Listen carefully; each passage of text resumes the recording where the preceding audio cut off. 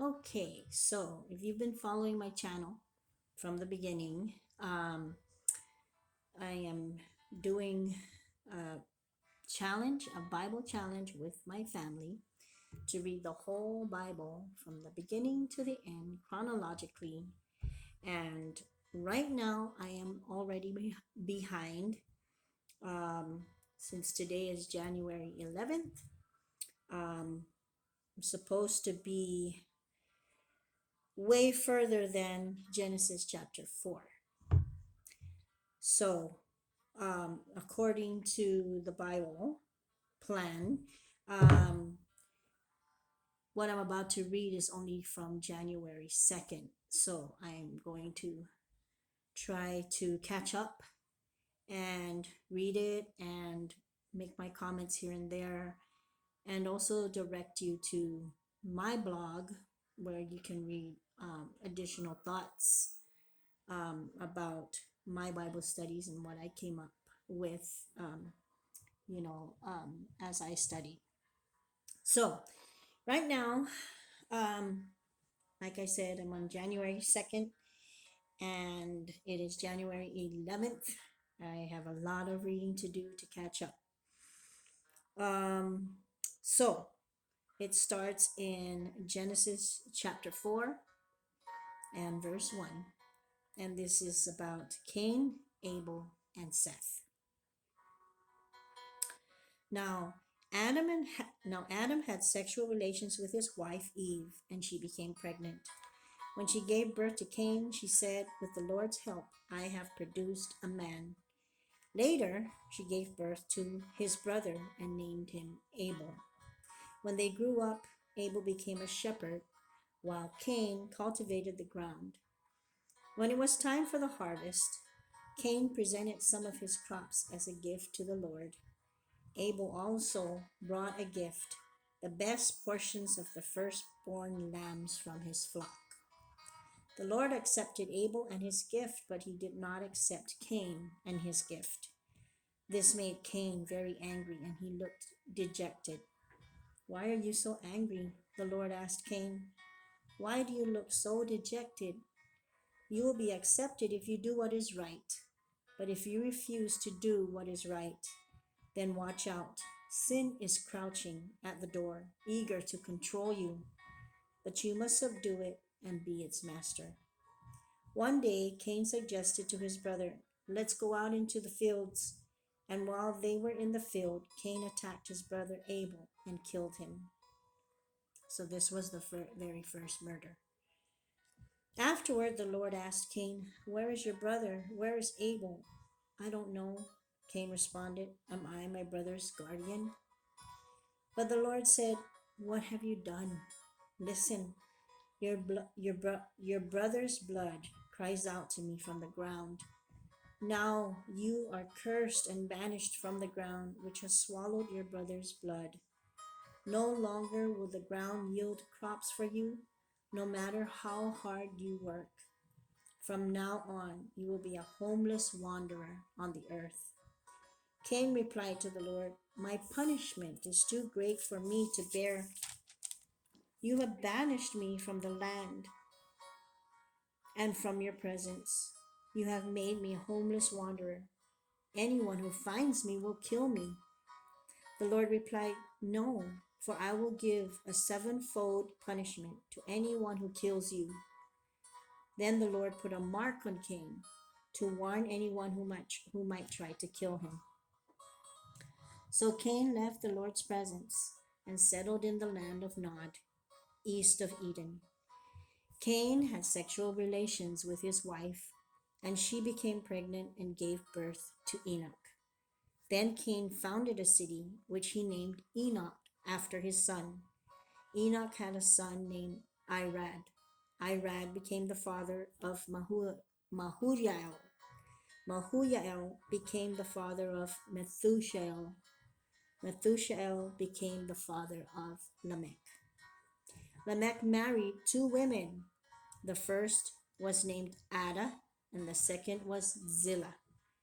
Ada gave birth to Jabal, who was the first of those who raised livestock and live in tents. His brother's name was Jubal, the first of all who played the harp and flute. Lamech's other wife, Zillah, gave birth to a son named Tubal Cain. He became an expert in forging tools of bronze and iron. Tubal Cain had a sister named Naamah. One day Lamech said to his wives, Ada and Zillah, hear my voice. Listen to me, you wives of Lamech. I have killed a man who attacked me, a young man who wounded me. If someone who kills Cain is punished 7 times, then the one who kills me will be punished 77 times. Adam had sexual relations with his wife again, and she gave birth to another son. She named him Seth, for she said, God has granted me another son in place of Abel, whom Cain killed. When Seth grew up, he had a son and named him Enosh. At that time, people first began to worship the Lord by name. So I did write about this chapter, um, and it's called, if you go to lifeandliftedhands.com and then you um, look for the first sinful people and how God dealt with them, that is going to be in reference to this chapter. Okay?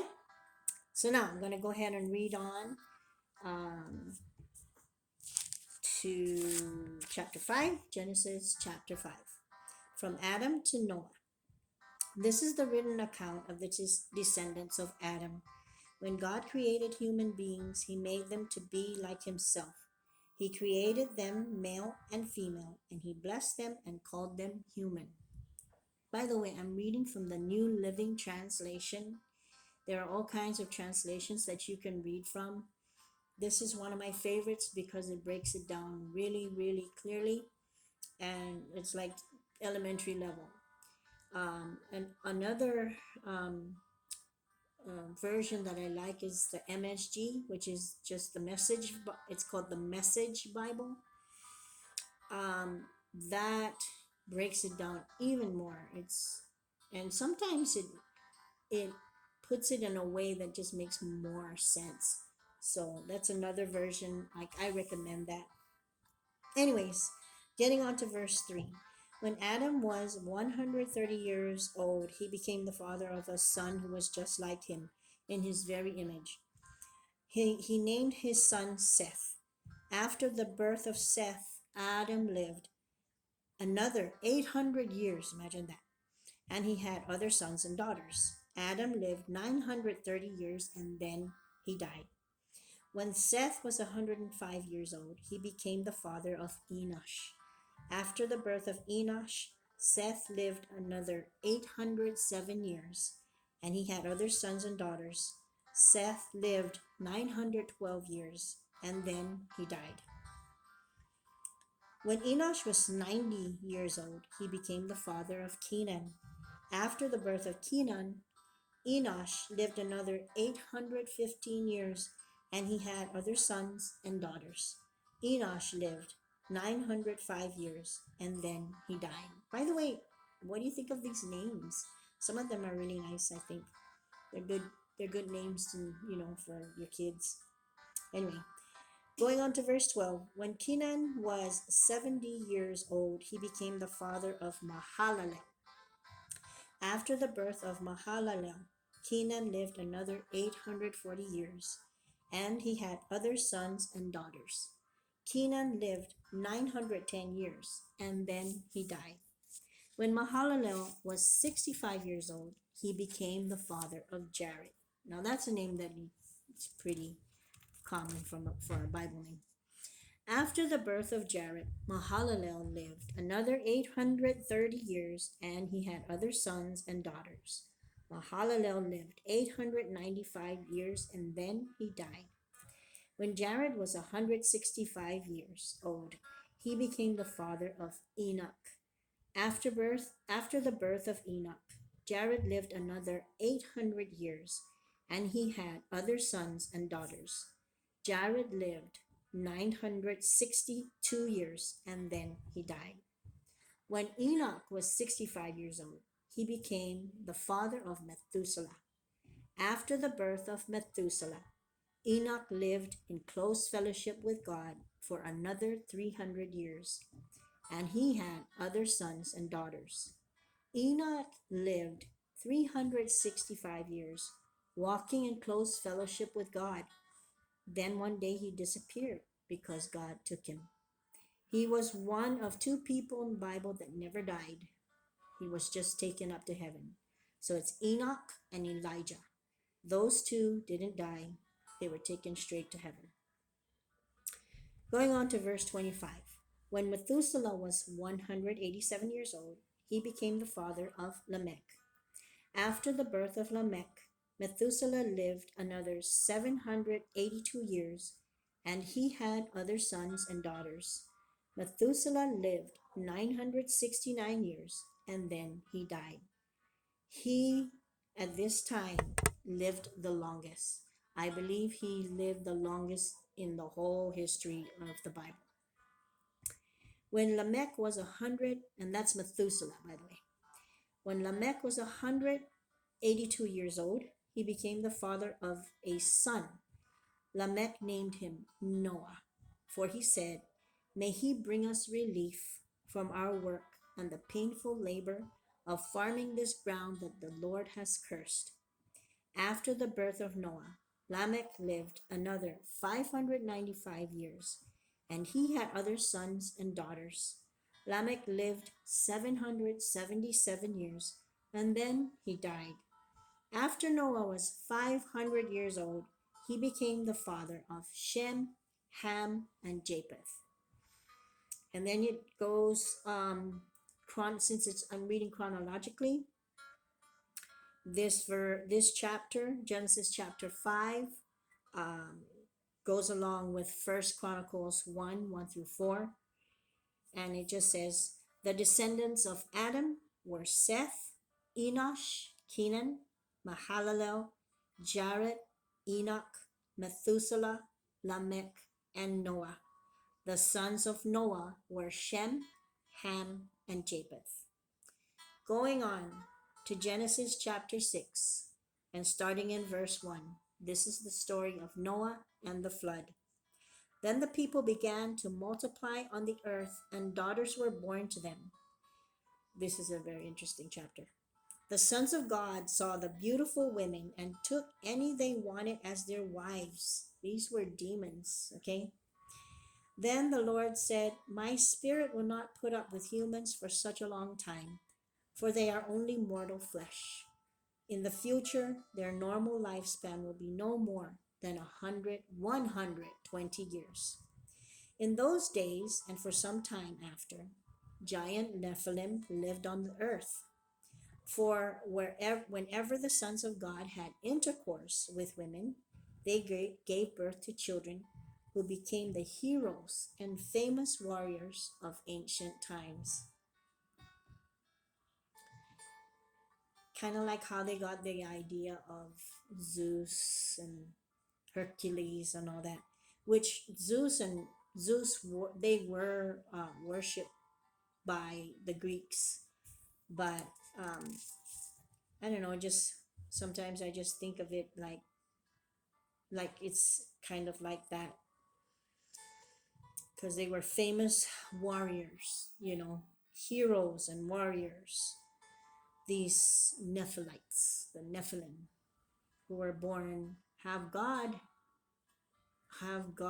No, I don't want to say half God. They were born like um, uh, half mortal, half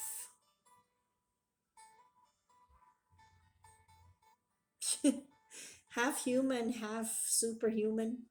Well, they're half demons and they're half um, human. I don't know. That's the best way I can put it. Anyways, let's go on. The Lord observed the extent of human wickedness on the earth, and he saw that everything they thought or imagined was consistently and totally evil.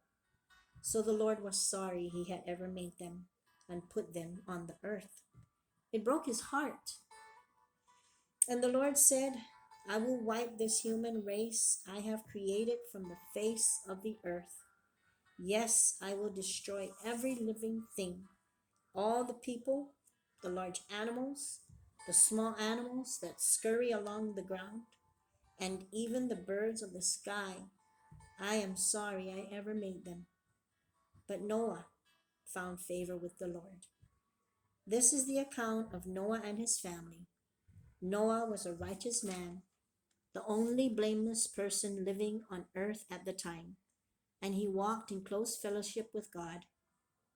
Noah was the father of 3 sons, Shem, Ham, and Japheth. Now God saw that the earth had become corrupt and was filled with violence. God observed all this corruption in the world, for everyone on earth was corrupt. So God said to Noah, I have decided to destroy all living creatures, for they have filled the earth with violence.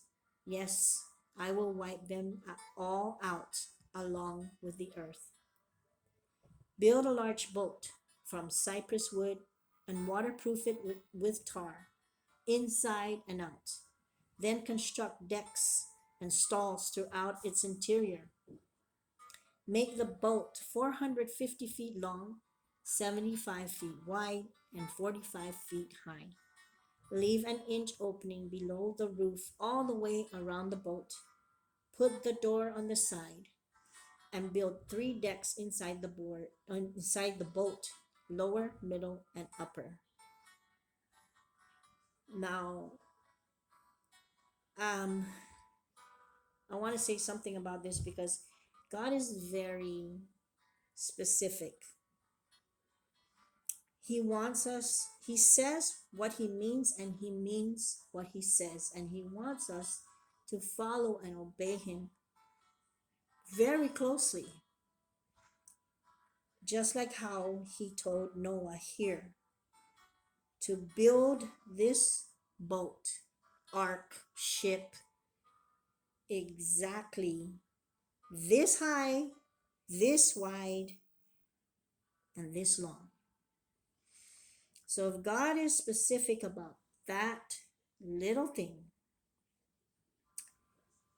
and he means what he says, then how much more when it comes to baptism, when it comes to salvation, when it comes to sin, when it comes to how to worship, where to worship, all these things, it's much more, it's much bigger. Moving right along, starting up again in verse 17, it says, Look, God is still talking here. Look, I am about to cover the earth with a flood that will destroy every living thing that breathes. Everything on earth will die, but I will confirm my covenant with you. So enter the boat, you and your wife and your sons and their wives. Bring a pair of every kind of animal, a male and a female, into the boat with you to keep them alive during the flood. Pairs of every kind of bird and every kind of animal and every kind of small animal that scurries along the ground will come to you to be kept alive. It came to them.